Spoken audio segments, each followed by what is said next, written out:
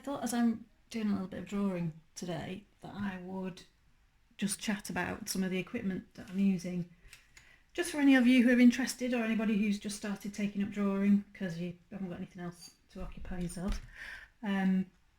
Just have a run through the materials that I use and kind of a little bit of the process. So I've set the camera up a little bit further back at the moment so that you can see what I've got going on here. I'm using my tablet for this drawing, which is it initially started as a sketch of the racehorses Desert Orchid and Corto Star for a client, and it's now turned into, he liked it so much that he actually wanted me to finish the sketch off to buy it as an individual piece. So that's what we're doing at the moment. So I'd already done the outline last week, so this week I'm going in doing a little bit more detail, but I don't want it to be too photorealistic. I don't want to take ages and ages trying to make it look like the photograph, because I don't, for me, if you want it to look like a photograph, you just buy a photograph. I want it to have a little bit more of a artistic feel to it. So this is Corto Star that I'm drawing at the moment. I have done Desert Orchid on that side. I'll just move the camera in so you can see a bit better. Can you see? There we go, I think. So I've done Desert Orchid, who's, I don't know if any of you remember him, but he was a very famous racehorse from the early, sort of late 1990s, early 2000s. And he was grey, so doing a grey horse or a white horse on white paper is quite tricky. So there's not an awful lot to do on him. So I've done his muzzle and his eyes. And now I'm moving on to Corto Star, and already I'm fiddling too much. So my difficulty is when I'm drawing, I always have to stop myself from putting too much detail in, because I used to, particularly when I was at school, I used to spend hours and hours and hours drawing tiny pictures and putting all of the detail in, and actually it wasn't really what I was trying to convey. So I've learned it's taken me a long time, I have learned that what you leave out is more important than what you put in a lot of the time. So I've kind of picked out the important bits in this drawing, and now moving on to Corto, and obviously he's dark brown or bay with a white marking on his face, so he's going to have more pencil colour on his face, but it's quite nice because it means you can show the sorry, I've just noticed a bit there that I need to do more of the shine on his coat, which you can't see on grey horses. So anyway, let me just run through, I'll just cover him up again so it doesn't smudge, what I'm using. I am using this pencil for my initial drawing out. It doesn't actually say what, oh, it's a HB. So that is your bog standard drawing a line kind of pencil. It's kind of middle of the road, not too soft, not too hard kind of pencil. And then the only other pencil I'm using is this one, which is a 6B, which is quite soft and does all the sort of darker, so this bit here, the eye area, anything that's really dark, because the lead in these is a lot softer, so as the B number gets higher on the pencil, the lead gets softer, which means it's darker. It also means it's more difficult to do very precise detailed lines. So if you were doing something like an architectural drawing, or just, something like just the outlines of some sort of technical drawing, you would use something harder than this at the H end of the scale. So it basically goes 10H, 9H, 8H, all the way through HB in the middle, and then all the way through to 10B at the other end. So 10H is probably the hardest pencil you can get, I think, which I don't have because I don't do technical drawings. So I've just got those two. And I've also got this, which is just a very soft brush, and this is for when I've rubbed things out, as I do a lot, and so you don't smudge it with your fingers. I use this to clean the paper off. You have to be really careful with pencil drawings, especially with these softer pencils. If you get it on your hands, you can quite often get it here on your hands. It gets all over the paper, hence why I'm covering this one up.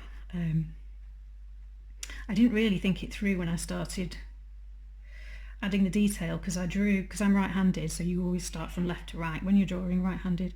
So I drew him out, and then I drew Desi out, but for some reason I started off doing the detail on Desi first, so now he's finished, but I'm trying not to smudge him by leaning over him to do this one.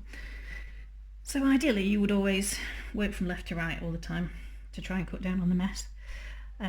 What else have I got? I've got this, which is just your very bog standard pencil, but happens to have quite a good small rubber on the end, which is good for, if you notice just then I was picking out a bit of shine on the coat there.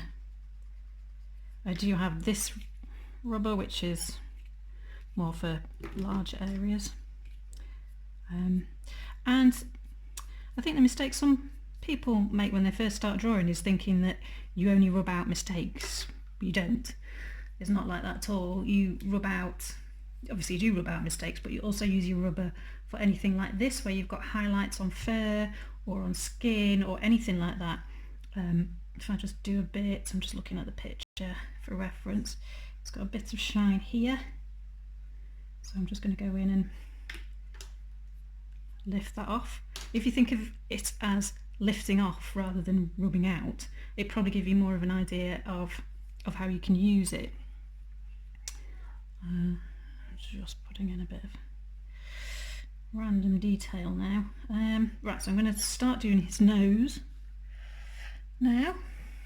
Add a bit of colour on there. As I said before, I'm trying not to do too much detail. I could very, very happily sit here all day and do every little last bit of his coat and fur and mane, and because I'm a bit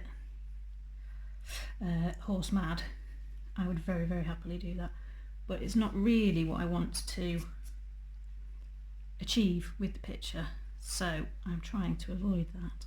And also, just from a practical point of view, it takes forever. So I am just this is just my style that I like to add when I'm drawing. I don't know if any of you are familiar with the excuse me, the artwork of Mucha, M-U-C-H-A.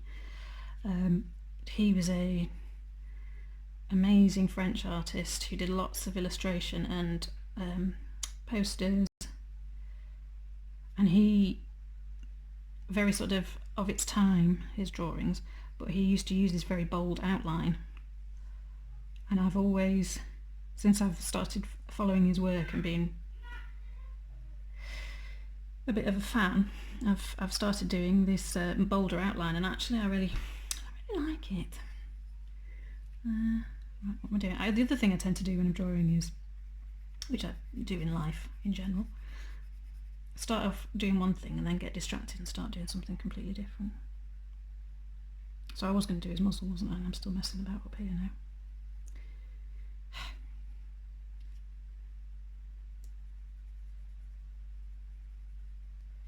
Okay, so let's have a look here. So I'm going in with this very soft pencil to do the dark part of his nostril, and I'll show you in a minute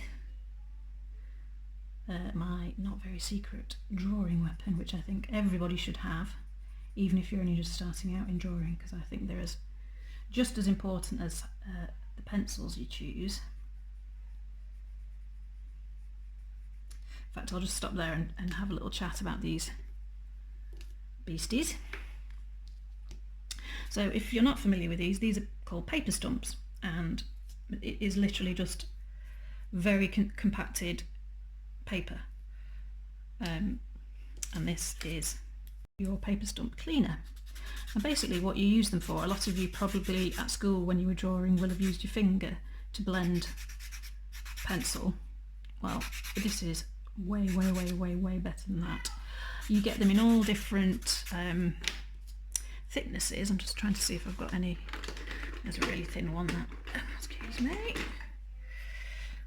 So you can buy them in these packs of different thicknesses, or you can buy them individually. And these thinner ones are really good for instance, blending around the eye, or around the detail there, or if I was filling in the bridle, I would use these really fine ones to fill that in. The thicker one is really good for big areas of the coat, or you know, if you were doing the background, something like that. And basically what you do is you blend it in, and because you then get the pencil lead on the end of your paper stump, it's almost like using it as another pencil. You have to be a little bit careful, not get carried away, and clean it regularly, otherwise it does end up basically being another pencil. But see, now I'm actually just sort of moving the lead that's on the paper, I'm just moving it around and smoothing it in. If I go quiet, it's because I'm concentrating.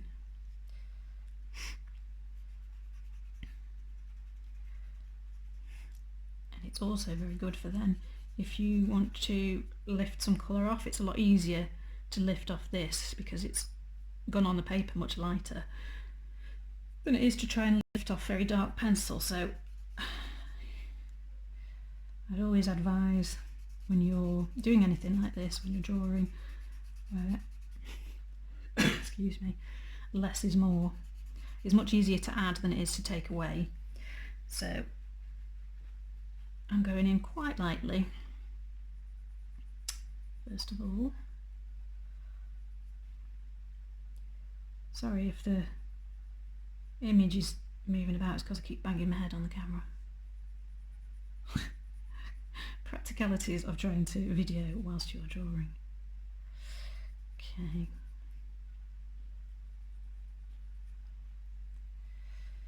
And then it's got quite a dark muzzle down there.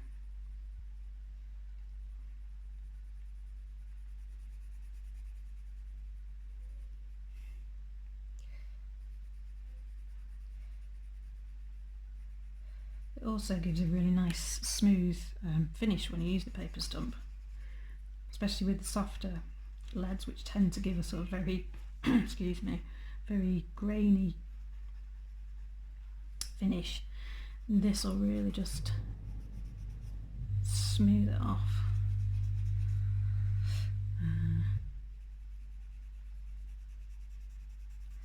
I'll just lift off a little bit of it to show you. Ooh, that wasn't very good. I've gone outside the line. So here now, because I've got all these bits on paper, just brush those off. And what was I going to do then? See, I've lost where I'm up to. Okay, so we'll just do this now.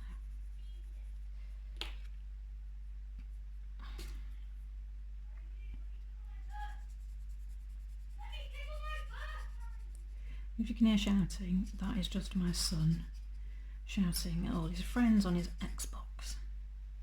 So apologies for that.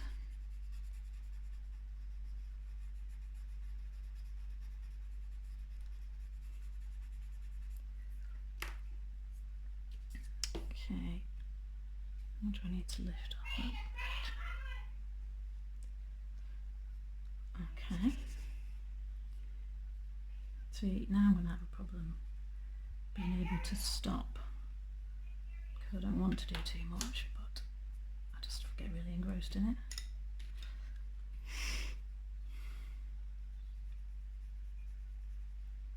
So anyway, I'm going to carry on doing this and speed up the video a little bit so you can see what it looks like when it's finished. Hopefully. I'm not going to do too much more, she says. Okay, so that's your materials for drawing. I recommend, I think you probably need a maximum of 3 different grades of pencil. Definitely something like this, just to brush off the mess. Definitely one small rubber, probably 2 different sizes is useful. And also, if you can get these, you can order them online from Hobbycraft. I use a company called Great Art, which I use for most of my art supplies. They'll definitely have some. And this it is a purpose-made paper stump cleaner, but you can use nail file, or sandpaper, in fact, because that's all it is. So save yourself a bit of money on that. Okay, thanks for listening.